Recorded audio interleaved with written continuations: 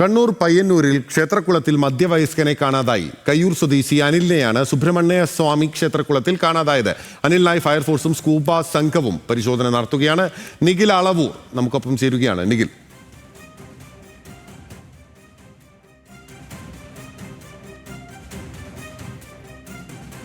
നിഖിൽ പറയൂ.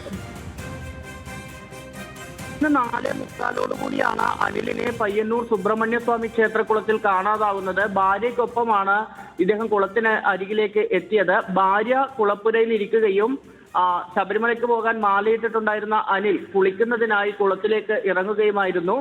പിന്നീട് ഏറെ സമയം കഴിഞ്ഞിട്ടും അനിൽ കരയ്ക്ക് കയറാത്തത് കണ്ടതോടുകൂടിയാണ് ഭാര്യ ബഹളം വെച്ചത്. ഇതോടെ നാട്ടുകാർ എത്തി പിന്നീട് പോലീസിനെയും ഫയർഫോഴ്സിനെയും ഒക്കെ വിവരം അറിയിച്ചു. ഇപ്പോൾ ഏതായാലും ഫയർഫോഴ്സ് സ്കൂബ സംഘത്തിന്റെ സഹായത്തോടു കൂടി അവിടെ തിരച്ചിൽ നടത്തുകയാണ്.